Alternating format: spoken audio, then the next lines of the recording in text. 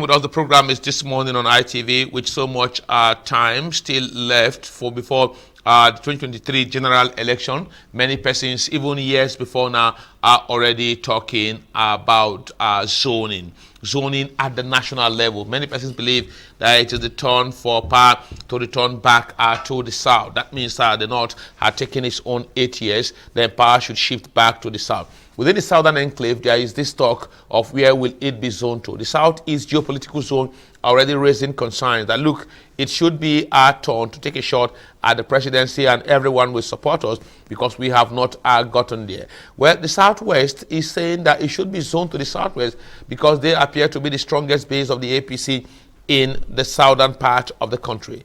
The South is saying, look, Dr. Goodluck Ebele Jonathan can go back. Some South persons anyway, not just the whole region, are saying he should go back and take a shot at that particular, at the presidency. But away from this national scale, at the other scale, at the state level, in some states, you see where the governorship position is shared among the three senatorial districts here. Some say, look, the north or the west or the east, depending on what district have produced the governor, it's only right that it goes to the other side. Even in terms of councillorship election, councillorship or local government chairman, it goes from ward to ward to ward. In terms of our local government chairman, what these have gotten it, what the other one should get it. When it comes to councillorship, they tell you, villages are divided into family compounds or even quarters or kindreds or hamlets. That particular hamlet had gotten. Whether they did well or not, let them wait. It is our turn. And what PLO Lumumba, the DG of the Kenyan Law School, will always say it, that Africans don't joke with zoning. As far as they are concerned, no matter what it is, the people believe that once it is zoned to their area, whether performance or not, it is their turn to eat. And they must eat within the time frame when their own, even sometimes when nothing happens, just let our own be at the State House. My name is Iharuata. This morning, we'll be looking at a topic tag 2023, zoning over merit over zoning, or zoning over merit. Depend on how you want to actually flip and which one you are bringing forward here. But zoning is one thing that is already in the top burner, and the political drums are getting louder over the issues of zoning. I'm now being joined by Comrade Aruka Okole Abo. Araka Okole. Is it? Okole Abo. Okole Abo. Yes. This is a certified management consultant and a public affairs analyst. Now let's come in here, Comrade Araka. Now, the fundamental worry which some of us have raised, what we are looking at here, let's start from your own point of view. How do we get to this point of zoning over merit, or merit or how do we get to a point where we had to start to zone to pacify, if possible, tribe and religion? Thank you very much, Thank you. It's Nigeria. It's a very unique geographical location. Okay. We also need to look at historical past when discussing sensitive issues like this. Why zoning in the first place? You get what was the essence? What brought about it? Zoning. If we are together as one people, then what's the essence of zoning? Why do we discuss zoning? Why not look at merit? You get, but when you x-ray deeply, you begin to find out that there are factors that were considered. Considering the complex nature of Nigeria, considering the geographical location, entities that came together to form this Nigeria, this enclave called Nigeria. I was previewed to a document called the Niger Delta Committee Report of 1896, which is popularly known as Lord Selborne Committee Report. It was the findings of that committee that led to the amalgamation of this country.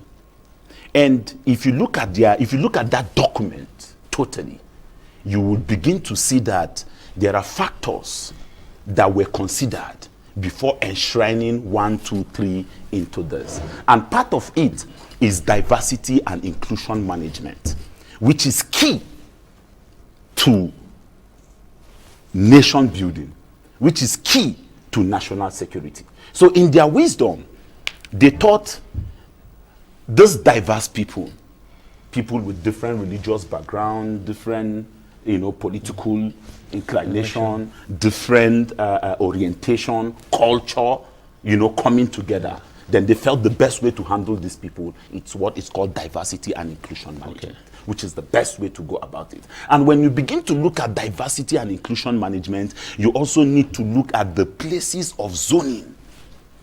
Zoning was not meant to be over merit. No. It was supposed to be merit first. When you have men with capacity, when I say capacity, Nigeria, what we need to do is to assemble our best. When I mean our best, according to Taylor, when he talks about the good man, if you're a human resource manager and you want to employ, you don't beg God, let me see the heart of this person that I'm employing. What is he like? No. All you need to do is look at his resume, then probably do a background check on the person. Then you sit down with the person, discuss with the person, see if he has what it takes to contribute efficiency in the system and the organization. These are part of the first thing you should be looking at. So when you talk about merit, you need to first look at character of the persons. Our leaders are not from abstract world. They're from our communities. The senator you have at the National Assembly is from a ward. He's from a kindred. He's here from us. We decided that this one our own. Among us. Yes. That see, hey, this man, we know him. He would go for us. And from his kindred, he moved to his ward. From his ward, he moved to the constituency. From the constituency, he moved to the senatorial district, and then to the state, then federal government.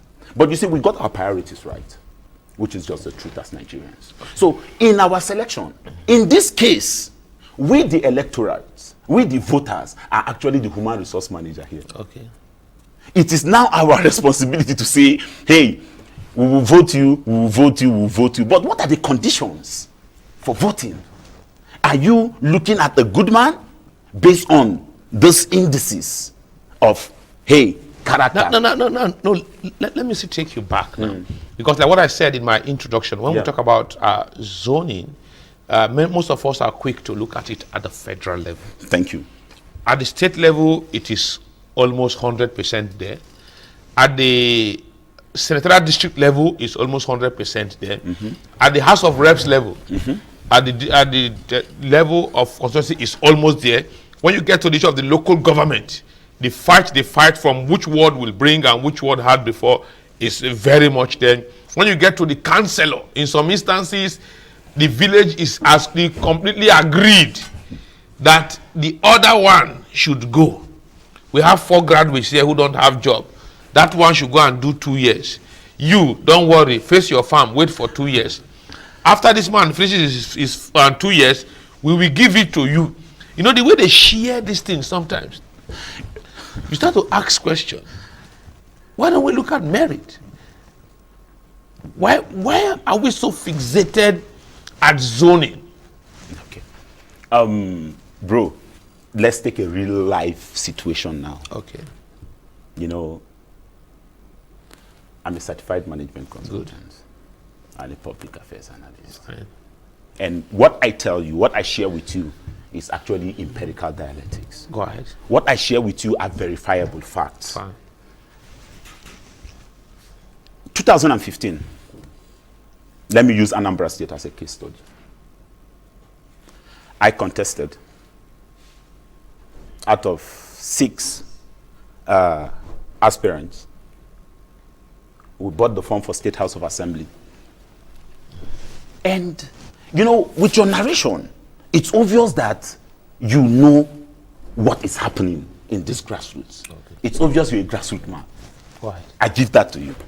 Now, the local government, first and foremost, it started with my kindred. And I thought, hey, 2008, 2009, I ran for NANS national president.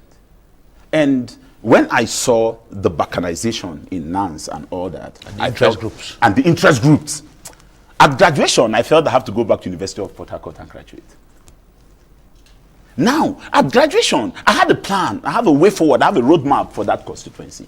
I was one among, in fact, in all the candidates 2015 State Assembly Ihiala constituency 1, I was among the first that held all the town hall meetings. We call them kindred polls. Are you sure those meetings work? Yes, it does in my case, but you need to also understand the interests of the shadow stakeholders. When you say they are sharing, you do 2 years, you do 1 year, it's among themselves. It's all about their interests. Okay. And they don't look at merit. I was substituted for a serving member of Anambra State House of Assembly today. Why? They prefer me.